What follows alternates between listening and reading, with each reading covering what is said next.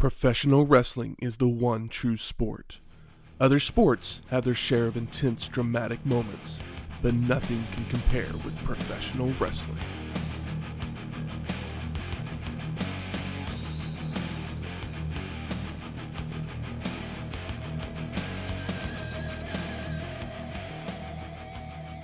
Welcome to Wrestling History X, where three friends come together to talk about the stories behind the matches. I'm Matt. I'm a little honky ass. And I've got a little bit of a loogie stuck in my throat. Gross. Sorry. Welcome to episode 277, WWF Monday Night RAW. Raw. Is war? Wait, no, that's hour 2. Sorry. It sure was. Huh? Oh, you said raw. It sure was. So this is the 228th episode of RAW, produced by WWF.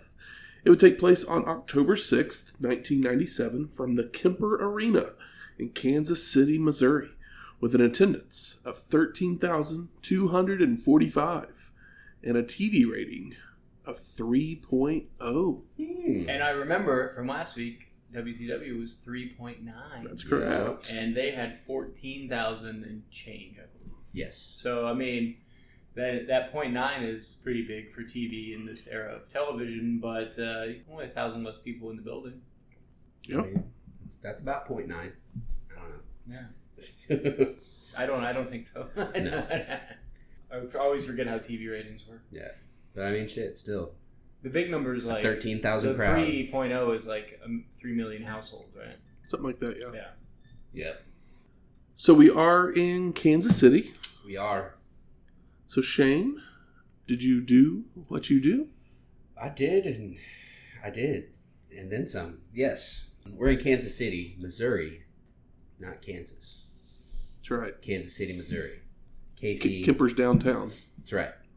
Yes, we are Kansas City, and it is Monday Night Raw after Bad Blood. We've got, I did what I typically do and get on the Google and say, what do people like in Kansas City other than, barbecue?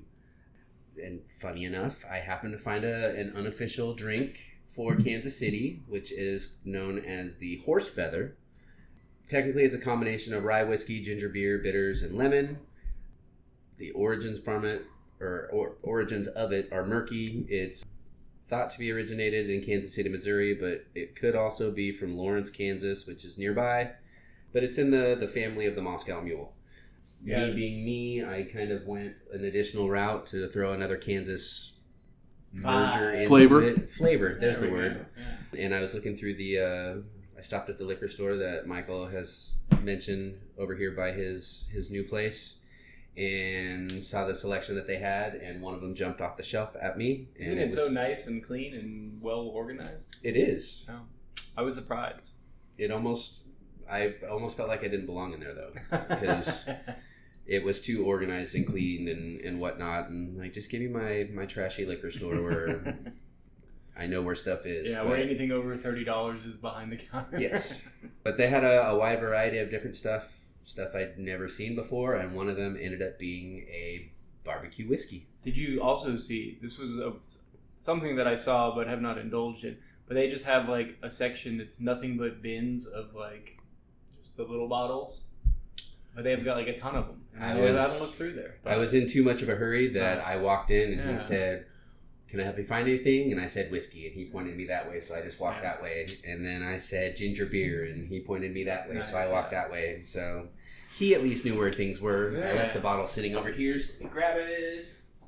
It's Curveball. Curveball, yes. Curveball with a K. Throw it back. It's sweet and smoky. The original barbecue whiskey. I was hoping it would be from Kansas City, but it's not. It's from Wisconsin. But, okay. Well, it says that it's... Get the barbecue part. Yeah. We can't get enough barbecue. If Pitmasters didn't sell out, we'd eat it. Morning, noon, and night to satisfy our appetite. We put the barbecue behind the bar. Savory, sweet, smoky heat. Meet American whiskey. How's that for a curveball? I mean, yeah, this is... it's not overly sweet or overly smoky. It works well with ginger beer. I think this is a bizarre home run. Did not know they made barbecue whiskey. I did not either. That's why when I saw it, I was like, okay, well, that just... I don't typically buy a bottle of alcohol of something I've never tried before in this size because they don't sell the small versions. I would love to use this stuff as a marinade. Yeah, that'd be great. Yeah. We'll have it unless Mike gets in a kick for some smoky Manhattans or something. Maybe. Yeah. I'll hold on to the curveball for maybe we'll do if we hold on to it long enough, we can do a WrestleMania or SummerSlam cookout. Marinate some chicken. There you go. Fire up the In grill. a couple of years, it's going to be spread over 2 days, so we might need a second bottle. Yeah, this here is, again, the horse feather. It's the curveball barbecue whiskey. There's some ginger beer, a squeeze of lemon, and then it calls for 4 dashes of bitters. But yeah, like you said, it's got a nice little smoky taste to it, but it's not overly smoky. I don't Sweet know finish. if I want to try it by itself. In a good way. I did try it by itself. It's much better with but I mean, who doesn't like ginger beer? Yeah, and who's straight? Yeah. Also, I don't ever drink straight liquor. So, the secret weapon though is the ice cube. Oh yeah, the little square ice cube. Yeah, these big ass squares. I dig it. I had to throw a variety in there because you have those little ice pellets as well. I know. So. I bought I was like, oh cool. I don't have an ice machine at this house or a built-in ice maker. And I was like, I'll buy this thing. It makes little balls of ice, but I thought it would be the balls the size of a normal ice cube tray. And then Online purchase? Yeah, they're little rabbit turds. Yeah. Yeah. And it came in, and I was like, oh okay. And it was this tiny box with and they're the little instruction booklet was this whole Japanese thing. It's of course they're the ones making cute ice cubes. Yeah, it's I want to bring over some ice cream and just make little Dippin' Dots because that's literally what you these literally are. could. Yeah, they're that's just the a little size. bit bigger. Yeah. So horse feathers. This is a fun one, a good one. I'm not mad about it. Yeah. Mike Clink. Clink. R.I.P. Mr. Pillman. I'll be honest, I was worried that I wouldn't like it. I was too. It's very good. Yours is done before almost all of us. It's good. It's very good. Yeah, that honey-coated tongue, you'll be able to, That's right. add an extra layer to your voice for the episode. But something that would happen right around the same time as this Raw, Boogie Nights and Rocket Man would release the next weekend. Harlan Williams film? Harlan Williams. Yeah, see, it took me a second there. I had to think of, what the hell was Rocket Man? I saw Rocket Man in the theater.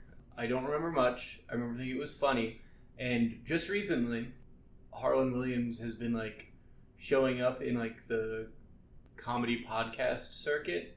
And my God, I always thought he was funny, but I'd never really seen him do stand up, and I've never seen him in a long form interview or conversation. Maybe one of the secretly funniest men on the planet. Mm-hmm. He just everything's a bit. He never lets go or tells you if he's telling the truth or lying. He's kind of they're both Canadian, but he's kind of got a Tom Green vibe, but without the going to two extremes or whatever. But he's got a bit of that, but he's way quicker. He's just so quick and so funny. Yeah, and he's actually funny. I mean, I loved Tom Green as a kid, but it was kind of for kids. Harlan Williams is just a true treasure, and I didn't quite realize it until recently. Mm-hmm. And it made me want to rewatch Rocket Man just for fun. But Boogie Nights, I mean, come on, masterpiece. I don't know if I ever saw Rocket Man, but I did go to Boogie Nights in the theater. Yeah, that's our age difference. Is that I saw Rocket Man with my grandma and cousins, and you saw a much better film that I love dearly. Boogie I remember going to Boogie Nights and turning around 5 minutes into the movie, and there was a dad with his 2 kids there. What was he thinking? Oh. Yeah, and what movie do you think you're seeing? And they got up and left, about 5 minutes later. But it's dude, you seriously brought your kids to watch a movie about the 70s, 80s porn industry. Yeah. I had that happen for Borat. Oh, and I had already seen Borat, so I actually went up to the woman. That's nice of you. And went, This is just letting you know there is a scene in this movie that your kids probably shouldn't see. I'm not the parent. You're the parent. Yeah, but just giving you the information. Yeah. It's like this is. And she gave me the dirty look, and they stayed. Yeah. So how I was dare like, you tell "It's me on how to you. raise my kid?" It's on you." Yeah, but it's like Boogie Nights, so great. Masterpiece. Such a fucking great movie. It's one of those things where it's like, I love Paul Thomas Anderson. He's made so many great movies, but this might be this might be my favorite, even though it might not be the best. It's hard to tell, but he's made movies in so many different genres. Tarantino always does Tarantino. Paul Thomas Anderson doesn't always do Boogie Nights or always do There Will Be Blood. He's all over the place. He's all over the place, but it still feels like his movie, no matter what it is. Yep. But Boogie Nights, I think, is maybe the one that has.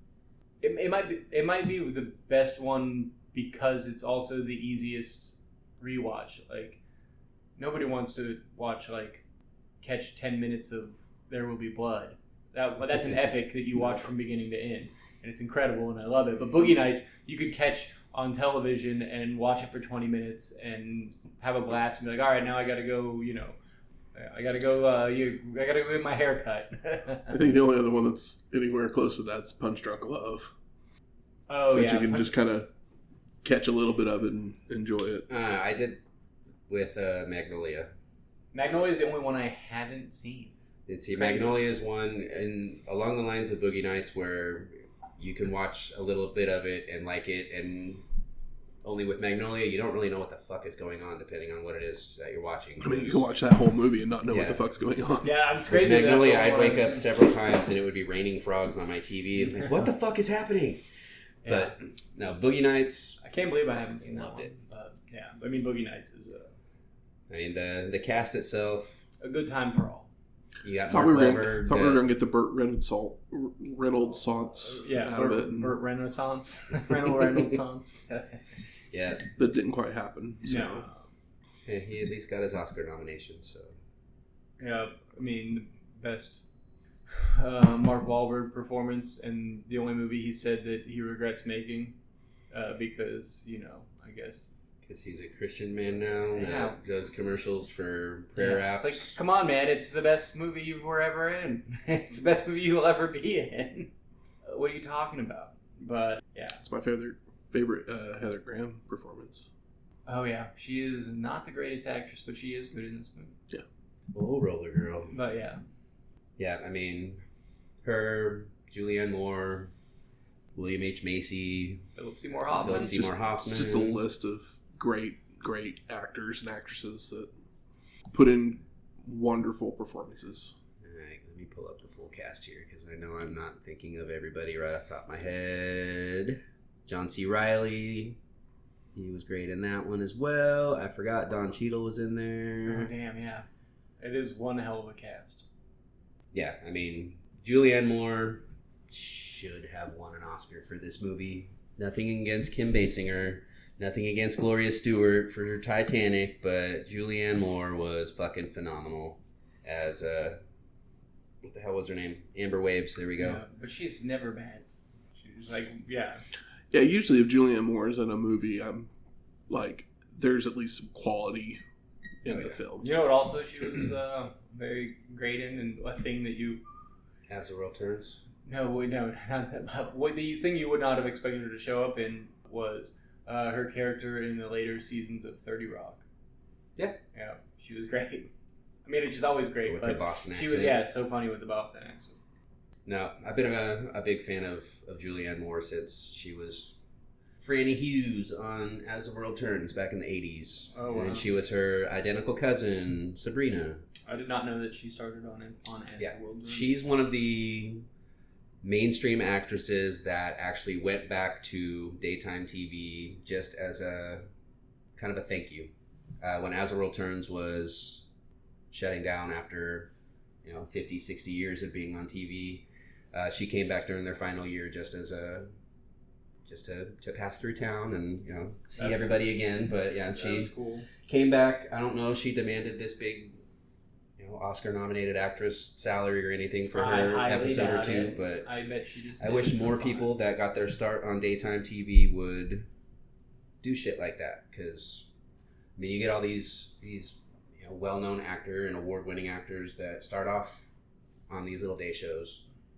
Her, Meg Ryan, Demi Moore, Lauryn Hill. They were all on Tommy Lee Jones on soap operas. Mm-hmm. Damn. Yeah. What?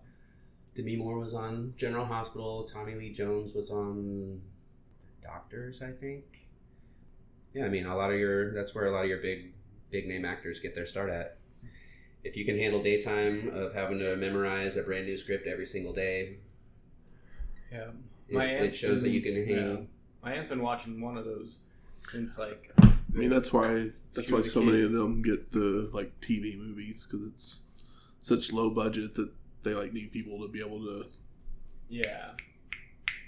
TV figure it all out completely. The TV movie and the miniseries have come back, but not exactly the same way. But yeah, love a miniseries, and TV movies just don't exist anymore because television barely exists. Well, they've been just moved to they're just all Hallmark. They're just all Hallmark Christmas Lifetime movies. Yeah, or they're straight to Netflix trash. Yes, that too. J-Lo in a mech.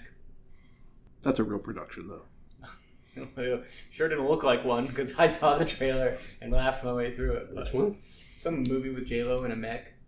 A mech. Like a giant robot. Oh, I thought that was somebody's name. Like, who the fuck is a mech? No. Sorry. A giant, like a transformer, but with a human in it. Gotcha. Well, enough about those two great movies that if you haven't seen either one, you should definitely go check out. Start with Boogie Nights. Yeah. And then finish with Boogie Nights. And then watch Rocket Man as you come down. Skip J-Lo in a mech. Yeah. Let's talk some Raw. Let's do it. In over 100 countries and 7 different languages, the worldwide leader in sports entertainment. Vince McMahon is in the ring to announce that Brian Pillman was found dead in a hotel room in Missouri the previous evening. Every single time he talks about Brian Pillman in this episode, he says the first part, and I'm like, don't make it a period, not a comma. Say he was found dead. Yeah, Brian Pillman passed away yesterday or was found dead yesterday. Hotel room, it's information we don't need to know. You're just shitting. Yeah, you're just making it look bad. Yeah. But sorry, Matt. I'm pretty angry about this. I'm sure we all are. Mm-hmm. He continues that the superstars have put aside their differences for us to have a 10-bell salute as the camera shifts from person to person.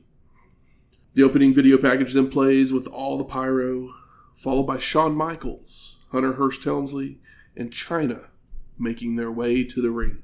And the 10-bell count was touching. I mean, there was a lady in the crowd with a sign that said something along the lines of, we'll miss you, Brian, and she's crying, and it's fucking obviously a huge bummer. But Shawn Michaels will try to make it better, right? Of course. Michael Cole's then in the ring to interview the group, asking about their thoughts on Bad Blood. But Shawn ignores it, giving Cole an official hello from the Clique, in which Chyna gives him a wedgie before Triple H gives him noogies. It's going to leave a mark. Michael says if you want to know how it went last night, take a look at who is here and who isn't, calling himself the only icon in the WWF, followed by making references to the other company's fossils, because he can still go. He also, before calling himself an icon, says he's simply the best sports entertainer. And I was like, no, bad Shawn. Also, those 16 stitches, that blade traveled further than I caught on the show, considering, I mean, he was covered in blood, but it's like, oh, you zipped it right down your head. You did not keep it at the hairline. Hunter then gets the mic to basically stroke the Heartbreak Kid's ego for a few moments before Shawn gets the guys in the truck to play his video from last night. But instead, the curtain call is shown. Bum, bum, bum, and I'm out on this idea. This sucks. The rumors are that McMahon didn't know that this video was about to be played. So his reaction is potentially real. But he has to keep it together because he's on live TV. Yep. Damn, Sean. And that's the part of it that I really enjoyed, though. That's kind of neat, but we all know Sean's such a dickhead right now and so annoying. He thinks he's so cool, and even that most of the fans don't care anymore. Yeah. That it's like, fuck this guy. He never drew a goddamn house.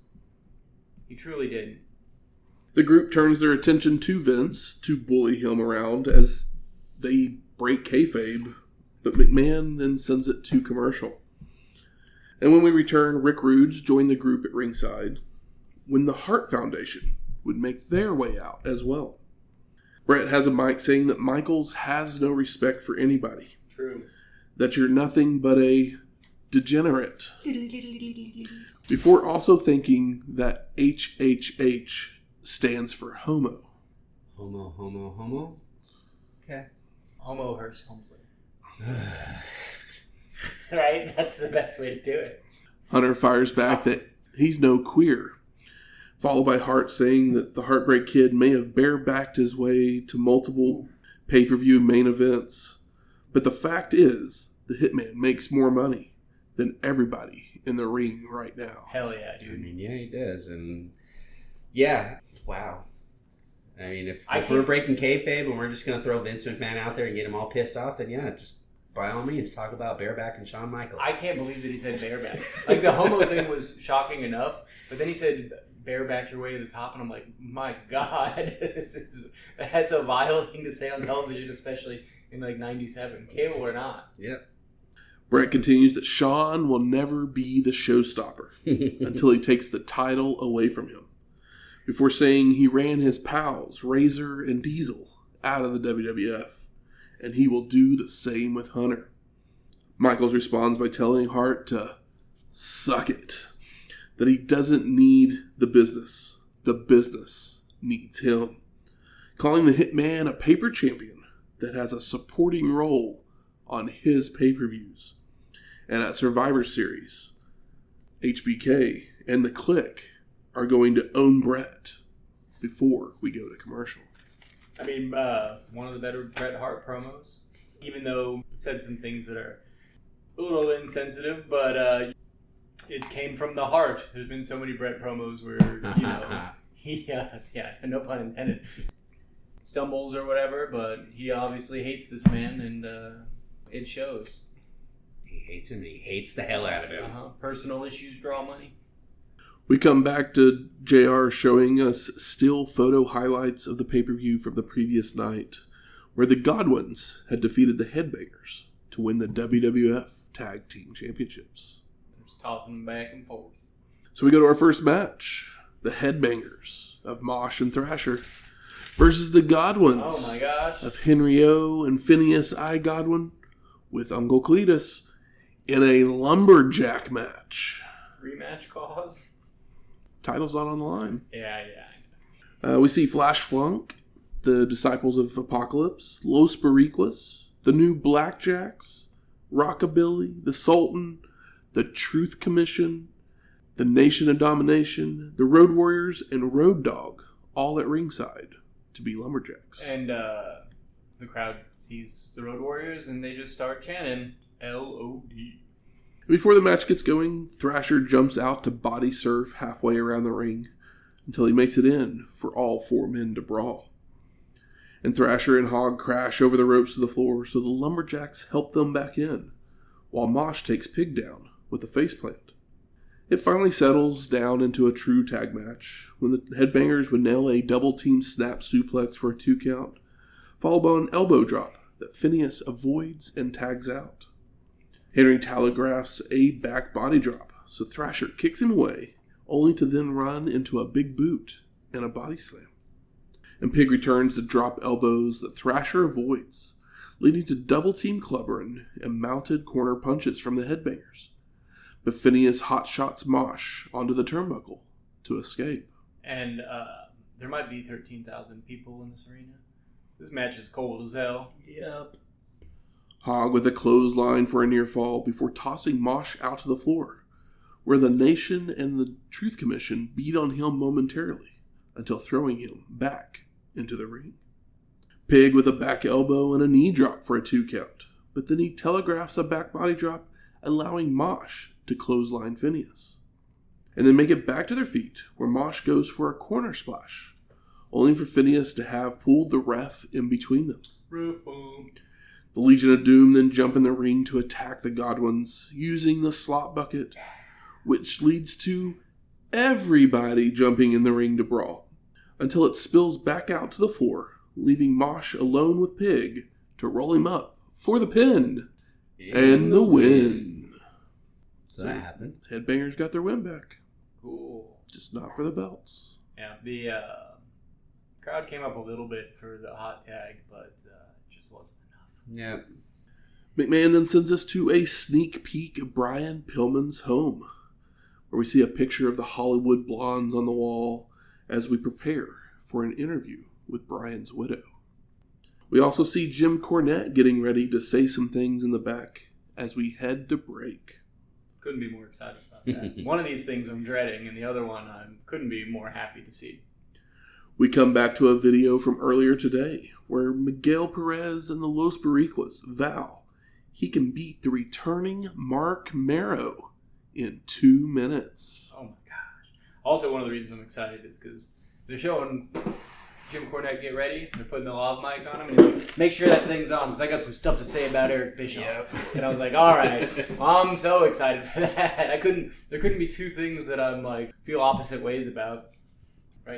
Just right next to each other. So we go to our second match. Miguel Perez versus Marc Mero with Sable. We haven't seen Marc since Raw, February 17th, 1997, episode 241. He's gone and got a buzz cut to be more serious in his tough man boxing gimmick. I mean, if he didn't have such a striking face, you would not assume it's the same guy at all. The buzz cut and the he's in boxing gear essentially. Yep. Silk robe, boxing trunks, the whole thing. Brought back the old Johnny gear, eh? Mm-hmm. Mero goes to town with lefts and rights to the gut of Perez before nailing a knee lift and working the arm. Marc with an elbow drop and more shots at the gut, but he runs into a big boot, allowing Miguel to charge out with a clothesline and a body slam. And Perez continues with a leg drop, turnbuckle smashes, and a clothesline in the corner. But after a reversed whip, Mero catches Miguel to deliver the TKO for the pin and the win. Top rope swinging DDT? Nope, fireman carry, diamond cutter, basically. Oh. It's Oh yeah, it's the fireman carry into like a cutter. Yeah. It looks great. It's the same move that DDP did. The same night. Yeah, the same night. Yeah, that is true. That is funny. And that's why there's argument on who came up with the move. I mean, he came out here. I imagine. I hate to break it to Marc, but Sable ends up taking that move, and she does it better than him. Which later then just becomes the F5. I mean, he comes back. He comes back and has the which is pretty funny. But he comes back and has this is his new finish. Yep. They couldn't have decided that it was going to be his new finish the night before. I mean, maybe they had their own little click. Yeah. Maybe him and DDP have their own little off-the-screen click that they are trying to take over after these current click members are kicked out. I don't know. Oh, they don't get kicked out. Amazing. Vincent sends it to the back with Jim Cornette, who goes on a diatribe. Oh my God, is it great? The views I'm about to express are not necessarily those of anybody else but me, but they ought to be, and as a matter of fact, they probably are. You know, a lot of things in the wrestling world make me cranky these days, especially the way that some talent is treated and some talent is looked at, by not only the promoters, but the wrestling fans as well. For example, a man like Arn Anderson, who just had to retire from the sport after giving it his entire life because of an injury that he suffered. A guy like Nature Boy Ric Flair, who in my opinion is one of the greatest talents in the history of this business. Guys like Mankind, Cactus Jack, Dude Love, whatever you want to call him. great talents in the WWF or WCW. But who gets a lot of that attention from the wrestling fan especially? Guys like the NWO, the New World Order. You know, all the fans think these guys are so cool and so sweet and so funny. Well, as far as I'm concerned, the NWO is like a bunch of guys meeting up in the backyard of a clubhouse in a tree. They're guys who they got the easiest job in the world. All they have to do is go out there and be themselves. Childish, obnoxious, adolescent guys with severe cases of arrested emotional development and a fixation of trying to act macho. Damn, I was looking for a name. I should have went with that. You got a guy like Kevin Nash, 40 years old, trying to act like a teenager. As far as I'm concerned, the biggest no talent in the business with 6 moves, no mobility, and enough timing to cover up for some of what he's lacking. My God. But what he does is go around and he manipulates. Kevin Nash had a multi-million-dollar promotional company, the WWF, push him to the moon to make him a star. And then what does he do? He leaves after he gives his word he's staying. So by the way, he's a liar too. He leaves and goes to the WCW for a big contract. Why? More on that later. You got a guy like Scott Hall, who's a good wrestler, but that's about it. He's the best of the bunch, but he had the same $1 million promotional company make him a star after he'd been in the business 10 years without putting 3 asses in the seats. And what does he do? He goes to WCW for a big contract. Why? More on that later. And then you got a guy, 6. 1, 2, 3 kid. His name is Sean Waltman.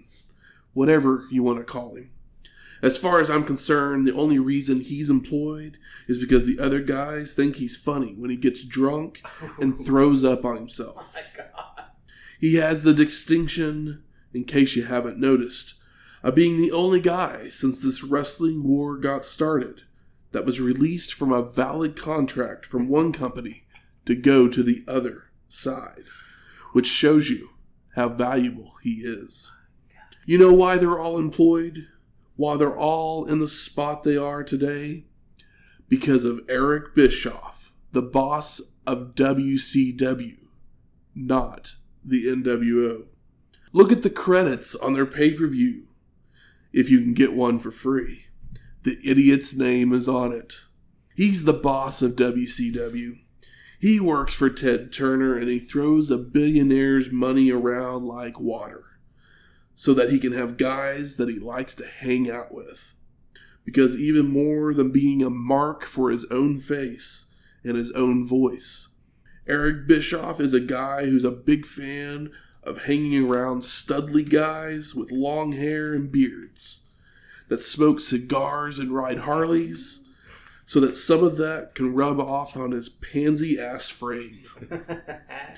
So he takes that billionaire's money and he throws it around like water to buy guys that he can hang around with to prove that his Johnson is bigger than everybody else's. And that's the sole reason that the NWO guys are employed. I think, me personally, that it's about time that the wrestling fans and the promoters, all of them in this business, started recognizing guys like Nature Boy Ric Flair, like Arn Anderson, like Cactus Jack, guys who bust their ass, who work hard and have ability and have talent to get where they are, instead of a bunch of guys that get their spot by hanging around with the boss and sucking up. I'm Jim Cornette, and that's my opinion. Ooh. My God, he said it all. He did it. He said it all, talking about guys who basically, of all 3, Rick, Arn, Cactus, have all worked in WWF, but none of them started there.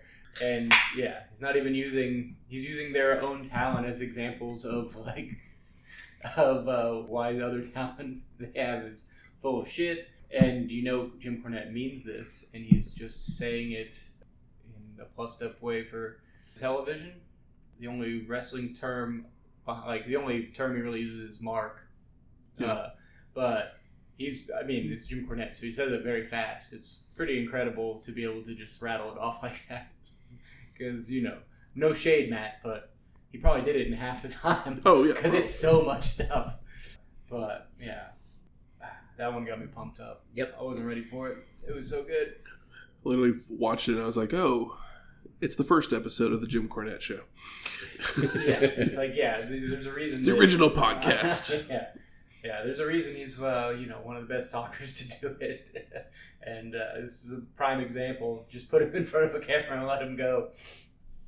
We then get another shot of Pillman's living room where we see a cover of the Wrestler magazine before we go to commercial. Only to come back to our third match, Rocky Maivia. We are the Nation. With the Nation of Domination versus British Bulldog with the Hart Foundation. And our two competitors shove each other to start till Davey Boy charges out of a corner with a clothesline and several arm drags that sends Maivia bailing to regroup. Back inside, the two trade arm bars when Rocky hits a knee to the gut and begins to stomp away, followed by a body slam and a less electric people elbow for a 2 count. Rocky sucks. Maivia telegraphs a back body drop, allowing Bulldog to fire back with a stalling vertical suplex. But he then charges into a boot in the corner, with Rocky cradling him up with a law magistral for a near fall. Davey Boy then ducks a clothesline and picks up Maivia to deliver a running power slam for the pin and the win. Post-match, the Hart Foundation comes in to celebrate with the Bulldog, when Farouk would jump in the ring and start whipping everyone with a belt, leading to the rest of the nation coming in as well for everyone to brawl. And Slaughter and officials make their way out to pull everyone apart as we head to break. Yeah, Farouk and that belt. Hey, Ouch. Yeah, he didn't pull any punches or whatever you want to call it with that belt because he just went to swinging. We then come back to the start of the second hour. Warzone. Pyro goes off again. And we get still photo highlights of the Hell in a Cell match, including shots of, "That's gotta be Kane! That gotta be Kane!" More still photo highlights, this time of the Intercontinental title tournament finals, with everyone asking, why did Austin assist Owen in regaining the championship? They can't quite figure it out. Who are these fools? Break the glass, throw the middle fingers up, and here comes Stone Cold Steve Austin. For the biggest pop of the night, as you would imagine. Another thing that we've talked about him coming, it's sign season is approaching. Mm-hmm. They're out there, man. I know here in probably 6 months there will be one in every hand of every wrestler. Oh, yeah. And he's going to be interviewed by Vince McMahon in the ring. And Stone Cold says he helped Hart because he does whatever he wants to do. And as for the doctor's note that McMahon asked for a few weeks ago, Austin never went to the doctor, jackass. But he'll sign Vince's stupid little waiver right after he signs a contract to face Owen for the IC title. McMahon grants him the match and offers a handshake. But Stone Cold tells him to take his hand and wipe his ass with it. Farouk and the Nation then interrupt on the Titantron, giving Austin some sob story about what it really means to be a tough guy, saying Stone Cold's ass belongs to the militant. And Austin replies, "It ain't a race thing. It ain't a color thing. It's a me kicking your ass thing." Before shoving Vince, celebrating with the fans, and punting Lawler's crown into the crowd, which doesn't make Jerry very happy. No. JR then teases the Pillman interview again, and the match is still to come, before we go to the back with Road Warrior Hawk saying that Owen and the Hart Foundation are like a loogie stuck in my larynx that I just can't seem to expel. You're gonna be the shortest Intercontinental champion that ever was, because it only takes one good to get rid of the loogie as we head to break. I mean, Hawk's been on a run with his fun promos recently. Mm-hmm. Clear Mind will do that. Or maybe, I don't know if it's Clear Mind. It's pretty clear. He's rocking the Power Team logo. Full Hearts? What's that? Full Hearts? Yes. He's been rocking the Power Team logo stuff on him now. So, this might be a moment where he's clean. He got into religion and powerlifting for Jesus. We come back to Warzone being presented by the Army and Snickers. That's, yeah. Army and Snickers, huh? Uh-huh. Whatever. Co-sponsors. Sponsors, there we go. That's the word. Like, co-presenters. We have a new attendance record tonight in Kansas City. Sure. I mean, it's a lot of people. Yeah. It is, yeah. And Owen Hart is in the ring, still wearing his Owen 316 shirt. So good. Hoping that Austin gets reinstated because he can't wait to get his hands on him. Followed by thinking that Stone Cold tried to get him disqualified, only to backfire before telling Austin he's ready for him anytime. Oh, and you're smarter than that. He's a heel, I know. He's not smarter than that. That's the thing. Yeah. So we go to our fourth match. Owen Hart versus Road Warrior Hawk for the WWF Intercontinental Championship. The champion came out first. Foreshadowing? I feel like foreshadowing is to the point where it means less now because people are coming out to cut promos regularly, and then they're like, all right, now bring out the other guy. But we'll never stop. We'll never stop. I started the gimmick in episode 1. We're not finished at all. I'm not giving it up. Wasn't calling for you to get rid of it. I'm just kind of pointing out the change in the wrestling world at the moment. Hart is sneaking around behind the Road Warrior, but Hawk turns in time to keep him from attacking. Followed by nailing a press slam, a reverse neckbreaker, clothesline, and chops early on for a 2 count. The Road Warrior then charges into a corner, only for Owen to avoid, sending Hawk shoulder first into the ring post as the Godwinns make their way to ringside. Boo. Hart with an enziguri, body slams, and a second rope elbow drop for a near fall, before nailing a backbreaker and a gut-wrench suplex for a 2 count. Owen continues with uppercuts and turnbuckle smashes, followed by whipping the Road Warrior to a corner, only for Hawk to charge out with a clothesline and strikes. Hart slows the momentum with a mule kick, low blow, and a DDT, but the Road Warrior no-sells and goes to run the ropes, only to be hit with a slot bucket by Phineas. So Owen makes a cover for a near fall. Animal then runs down and starts to beat up the Godwinns, while Hawk flies off the top with a clothesline, where his momentum rolls him towards the ropes, only for Henry to whack him with a horseshoe, allowing Hart to make the cover for the pin and the win. The Warriors shouldn't have got involved earlier. I mean, the Road Warriors... They were asked to come down to the ring, though. What? They were asked to come down to the ring at that time. That's true. The Godwinns were not.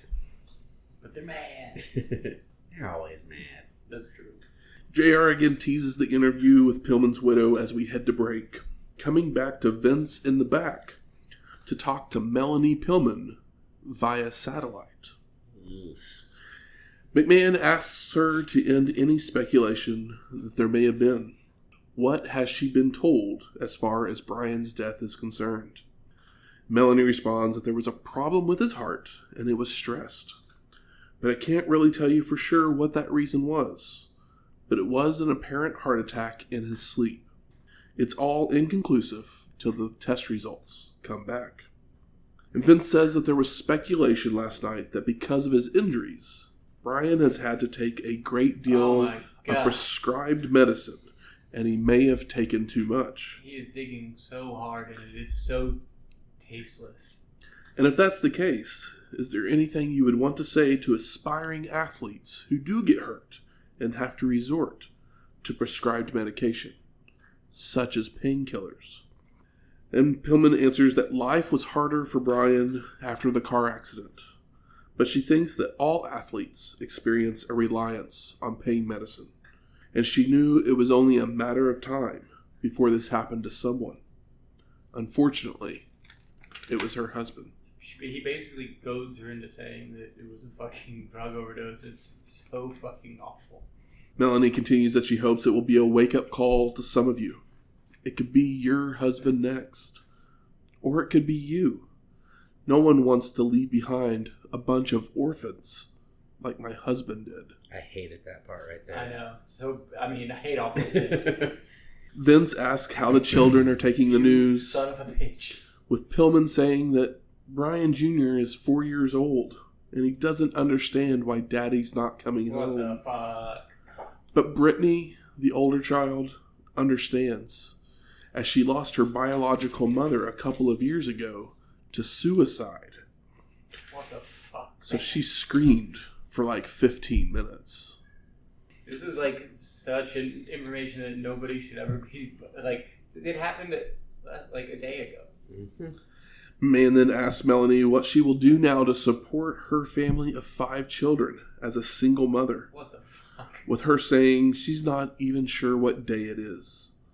So she has no idea what she's going to do. But the outpouring of support from fans in the WWF is helping her go on. Vince then asks how she would like for Brian to be remembered. And Pillman replies that he was one of the most compassionate men and greatest father in the world. He loved the business and hopes no one else has to die for this business, before completely breaking down and crying as McMahon thanks her for her time and gives his condolences. Vincent sends it to a tribute video where we get JR narration telling of Brian growing up with throat cancer, followed by his football accomplishments before training in the world of wrestling. The video would continue about the car accident and the injuries that seemed to have ended his career, only for Brian's refusal to quit, allowing him to return to the ring. But that, what he was most proud of, was his wife and children. Brian's battle with life ended this Sunday, but his legacy of courage will live forever as the video ends and we go to commercial. Good God. The only thing we should have gotten is that package, and we should have stopped exactly like it should have just stopped before the car accident. It should have just been that, and that's it. There's no. This lady should never be on television. The interview was bad. Mm-hmm. It was brutal. The tribute, the entire tribute album or video is fine, including the car accident, because he did have to fight his way back to get in the ring, and that's when he was in WWF. Because if I'm okay with that. Because if they don't show that, then like literally don't have any footage of him they're using wrestling. it to insinuate an overdose. Is I guess my issue. But so if they're as long as all that other stuff isn't there, it doesn't quite do that. Vince is just CYAing. Yeah, I mean it's fucking brutal. We come back to the commentator's booth with no Vince there to talk some more about Pillman, and then we get the Hardy Boys in the ring. Oh my gosh. Who we also haven't seen since Raw, February 17th, 1997. They're waiting for their opponents to come out when the lights go out. Organ music plays and pyro goes off. And out comes Kane with Paul Bearer. And the masked man choke slams both Hardys, followed by tossing Matt to the floor, only to then throw Jeff out on top of him. Dang. Did they ever say their? I know. I want to remember them saying Matt's name. Did they ever say Jeff's name? I don't remember. I just know that they did refer to him as the Hardys. Yeah, they refer to him as the Hardys. I'm only asking because as I was watching them, Matt has Matt on his tights. Mm-hmm. Jeff has Nero. Oh, really? Yep. Good so eye. Good eye. The first spotting of Brother Nero. That's why I couldn't remember. I didn't rewind to look, but to listen. But yeah, because I paused it specifically because I saw Matt's and Matt's name was clear on his, and what was on Jeff's did not look like Jeff. It wasn't a J. So yeah, once they showed the replay of it, then I saw as he was landing, you could see the Eero and then a little bit of an N on the top there. That's crazy.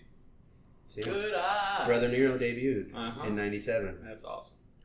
Paul Bearer takes the mic to say that the Undertaker forced him to bring the dead man's brother, Kane, to Bad Blood, as you saw him for the first time in 20 years.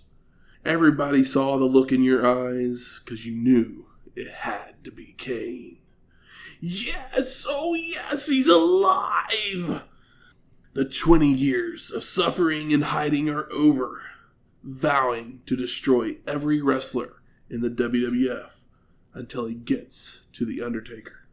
Welcome to your worst nightmare, as we head to commercial. And then another thing to point out from this one that I noticed, all right. they make the comment about, I think it was JR said something about Kane's missing an eye. His brother cost him an eye or something like that. But the camera kept showing Kane from one side where you could see one eye clearly, and then it would switch to the other side where you could see the other eye. Yeah. So I don't know if they were just referring that he had gone blind or what, but they kept pointing out that he had only one eye, but then they showed both eyes. Yeah, that's funny. It was, one of those things they drew up in their little photo for the costume and then wrote the note, and I'm like, it's not really going to work. I did love the line. He said, Paul Bear said, "This is a stop sign on your highway to eternity." I was like, that's the fun, flowery Paul Bearer that we know and love. We return to McMahon back at the announce booth as the commentators talk about what just happened. Before we go to our fifth match, Triple H with Chyna versus Bret, Hitman Hart. The Canadian flag.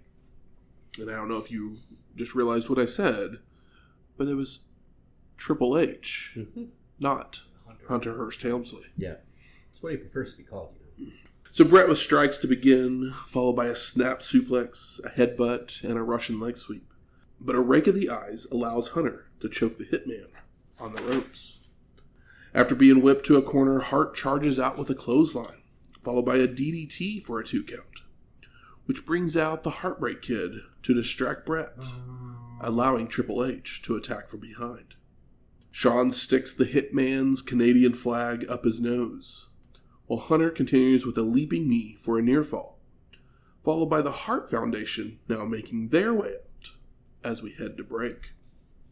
And back to the action, Triple H still in control with a knee drop, snap suplex, an inverted atomic drop, and mounted punches before locking on a sleeper, only for Bret to counter with a back suplex. And the Hitman goes on the attack with an atomic drop, clothesline, backbreaker, followed by coming off the second rope, only for Hunter to get a boot up to the chin and a DDT for a 2 count. The crowd then lands a paper airplane in the ring as the two men trade strikes, when Hart would take Triple H down to apply the sharpshooter, but Chyna pushes the ropes towards Hunter so that he can grab them to break the hold. And Rick Rude has now made his way down to ringside as Bret goes to lock in a ring post aided figure 4. But Chyna forearms him away, followed by sweet chin music from Michaels, causing the Hitman to be counted out. Post-match, the Degenerates celebrate on the rampway as Vince says his goodbyes, and we fade to black. Yeah. So I ask you, gentlemen, what are your overall thoughts of WWF Monday Night Raw from October 6th, 1997? Somehow, WCW had a better wrestling show this week. This didn't have the best flow, and of course the Pillman stuff was a combination of classless hit job, 80% of that, and then 10% of a quality tribute.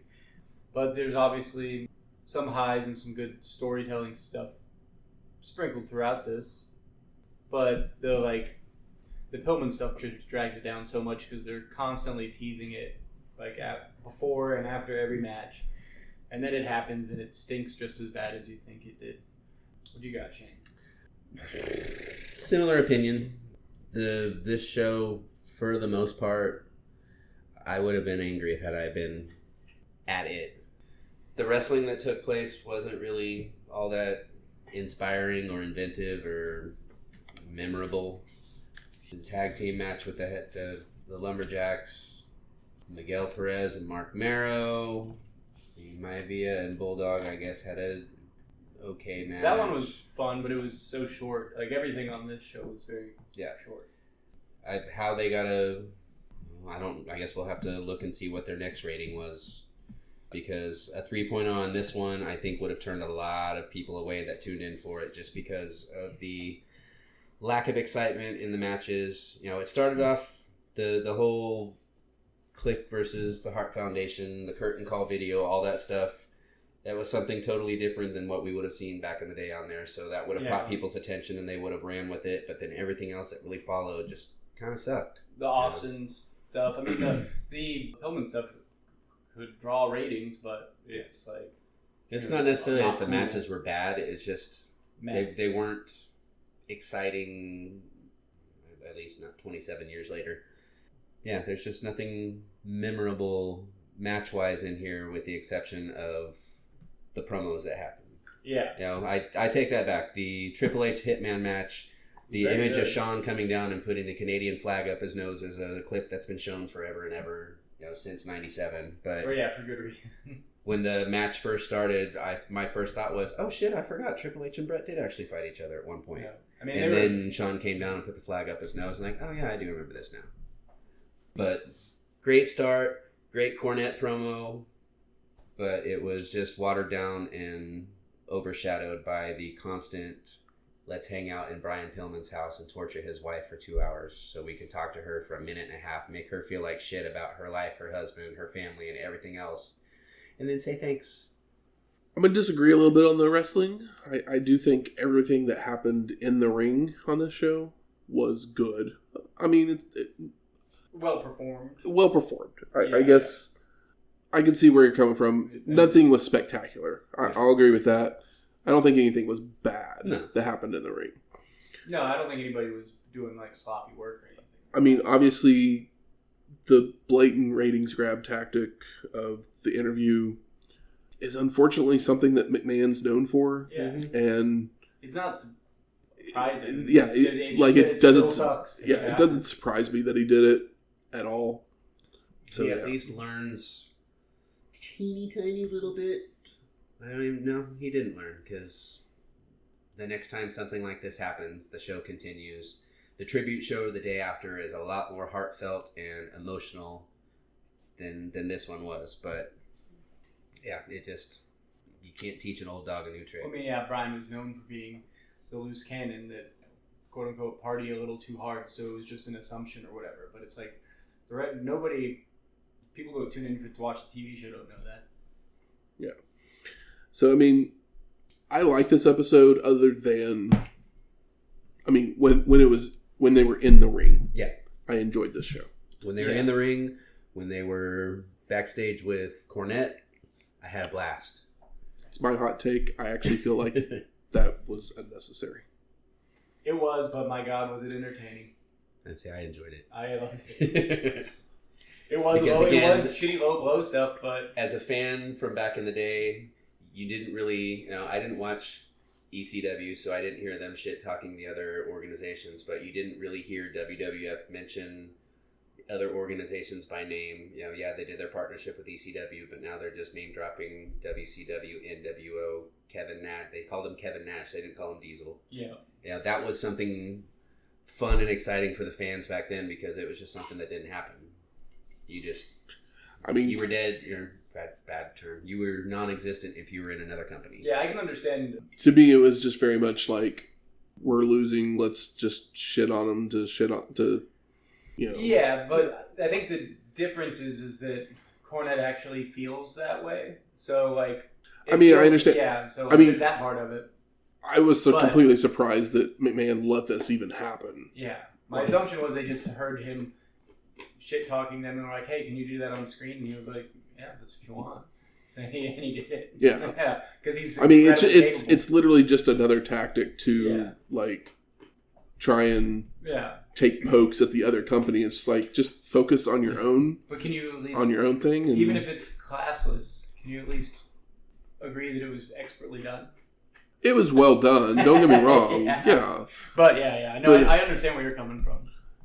That's why I say everything that was in the ring, because I feel like everything that was backstage or in the interview were just I think it was a little too much. Bad timing on their part as well, because on a night where WCW on that same night has a show that we didn't really have any complaints about, that's when they decided to go on the attack on them.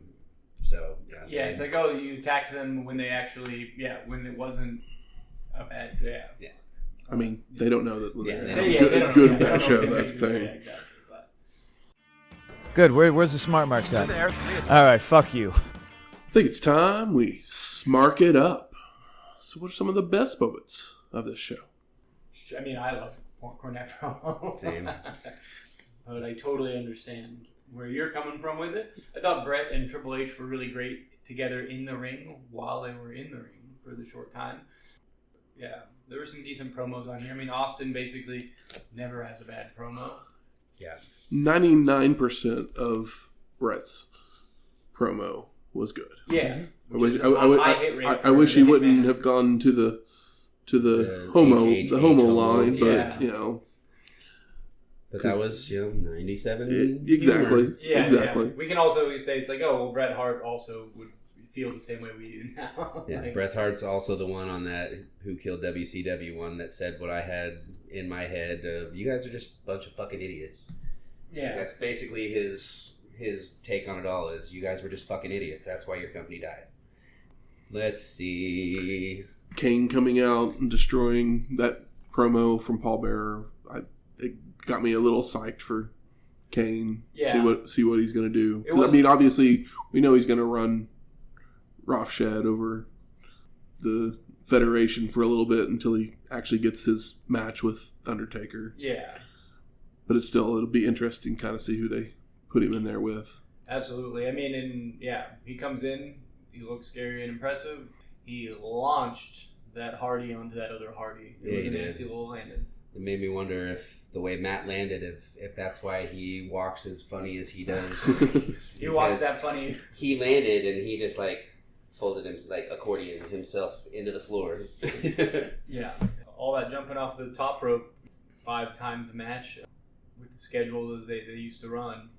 You're gonna have to get your back fused together at some point. I thought at one point that Matt Hardy had an artificial leg just because of how he would stand up and turn. It was like he was holding his leg in place, because that was around the time that I had found out about Kerry Von Erich. Yeah, like people can actually wrestle without having all their limb, and then here comes old Zach Gowen, here, hold my beer, throw me. I like Hawk's promo. Yes, yep. Hawk's promo was good. Even if it is weird. It's always weird with him, but it doesn't matter. But it's still at least fun. It was charming and it was fun and funny. I mean, we get degenerates. I mean, I know I said Bret's promo, but yeah, we need to mention that we get the word degenerates, which is huge. Absolutely. It was nice to see the return of old Marc Mero. Even though he didn't really have that much of an exciting match, I'm glad the Wild Man era is over. Yeah, I liked his new style of doing his boxing wasn't as comical. The finish is neat, even if he's not the best to ever do it. About to start showing a little more attitude. Yeah. It's funny too, because it's he still has just this giant pretty boy face, even with the shaved head and his big dark eyelashes. It's he's still Johnny B. Bad. You don't have a flat enough nose or enough bruising to be a quote unquote boxer or tough guy, tough man. I mean, he used to be a boxer. That's why I know. We're just like Sparky Plug. He used to race cars, so he's a race car driver. Sparky Plug. I had a thing. I don't remember what it was. It's okay. How about most disappointing? We can just put the interview to the side. Moving on. We all agree. Yes. So if there's a second thing you have, but it's there's nothing more disappointing than that. So let it just be the most disappointing. Well, then you got the 1% of Hart's promo. Yeah. Where he says homo. Yeah. And then of course for me it's you didn't like. It's corny.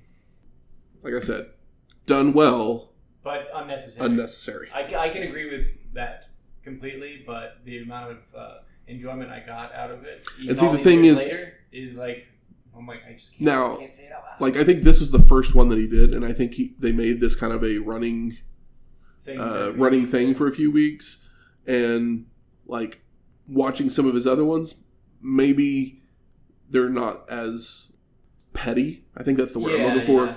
Maybe they're not quite as petty, because if he had just stuck with when he first started and was like Arn Anderson, Ric Flair, Cactus Yeah, Jack, they need to be put, like if he had stayed positive and just talked about them, probably would have been good. But like once it got to the other thing, it was just kind of like, this is just petty.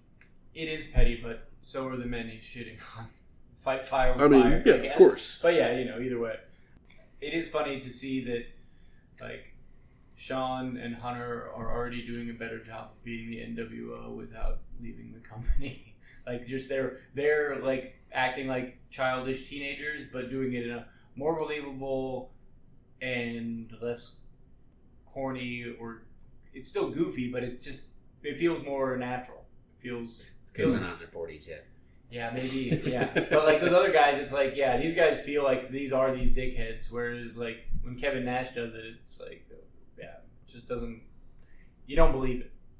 You know, actually in WCW, I don't think I ever have an issue when Nash and Hall do stuff. It's when Hogan and Bischoff and everybody else and everyone else kind of joins in. It's kind of like, yeah, it just doesn't feel. Hogan bothered me when he did stuff, and Buff Bagwell. I don't know why. Well, I mean, because he's younger than all of them, so if anybody's going to be the. But Hall and Nash together. Child. But I think it's when you do like we're saying, when two or three people, like because if Chyna does something, which she just kind of stands there anyway. Yeah. But when they do it, it's one thing. It's two people doing it. It's when like 6 or 7 people are all doing it, then it's just like, okay, this is just obnoxious. Yeah, it's a good point. Because, Hall and Nash doing it, it's like, if it's just the two of them, it's totally fine. But you add any other person to it, it just, like, falls apart and you lose interest. Or at least I do. How about best performer of the night? I mean, I figure you guys want to give it to Cornette. I mean, I had too much fun with that. I mean, Bret had better promo than normal, and I thought that him and Triple H was exciting in the ring, more exciting than most other things that happened in the ring on this show. I wanted to see the whole match. That means that it was good. If you're like, damn, I wanted a finish, which I knew I wasn't going to get because it was on Raw, but felt like there was potential because it was Hunter Hearst Helmsley and not Shawn Michaels. Triple H and not Shawn Michaels. I almost want to give it to Vince just for not, like, holding in as cool with the whole curtain call video. Yeah, because, I mean, if that's, I didn't like that very much, that's true that he did not know that that's what was coming up on the screen, I'm like, you could see that he was fuming, and for him to not just, like...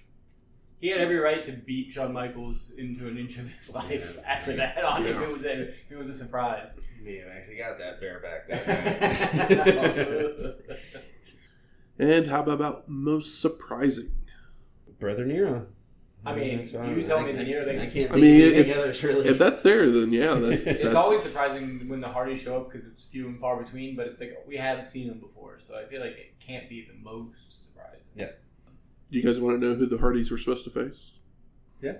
We would have gotten our first Truth Commission match. Oh, that was what they said was going to happen? That's who they were supposed to face. Yeah, but obviously, So we saw them as a lumberjack instead, huh? Yeah.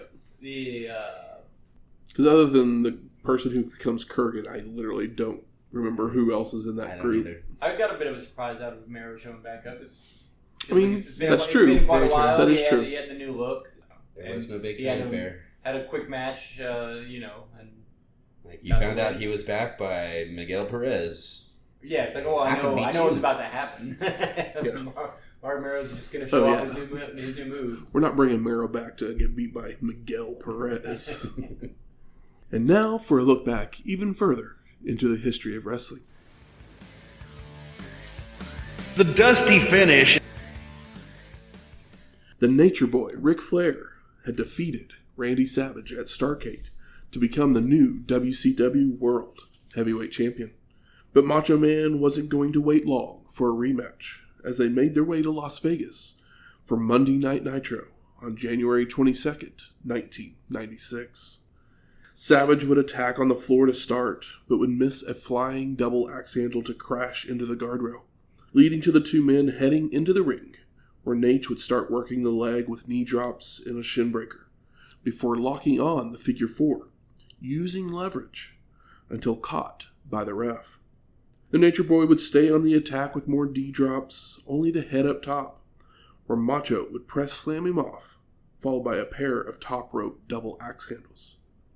Jimmy Hart would then jump to the apron to distract the ref, allowing Arn Anderson to run down to hit Savage as he is being held by Flair, only for Macho to move, causing Nate to take the blow. Hulk Hogan would then run down to yank the Enforcer off the apron as Macho flew off the top with an elbow drop for the pin to become WCW World Heavyweight Champion for the second time. Savage and Flair's feud was not over though, as they would up the ante for their next rematch. Ooh. Next week, ECW Hardcore TV from October 25th, 1997. Cool. I mean, we don't do a whole lot of hardcore TVs. They're short and quick. I'm into it. You know what else is cool? What? It's not in Philly. Ooh. Can you believe it? Music from this week's show is We're All Together Now by Jim Johnston. And Triple H won our main event, but he still has Ode to Joy by Ludwig van Beethoven. Beef, it's what's for dinner. As is music, so we'll play that. If you like this episode or any of our other ones, please go out there, rate and review us on iTunes, Spotify, Google Play, or wherever you find your podcasts at. And if you have any questions, comments, concerns... I was going to say, we're going to Philly, but no, I already said it. We're going to New York. Yeah.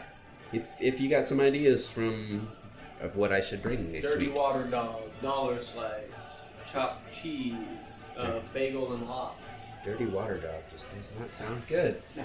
But yeah, give me some ideas. Hit us up on the Twitter. Slide into our DMs. Shoot us an email. Tell me what you thought. Which did you prefer, the Monday Nitro or Monday Night Raw of October 6th, 1977? Good grief, 1997. But yeah, just talk to us. We talk to you every week, so let us know what you think. If you have any of those things, you can email us at WrestlingHistoryX@gmail.com or find us on X at WrestlingHistoX.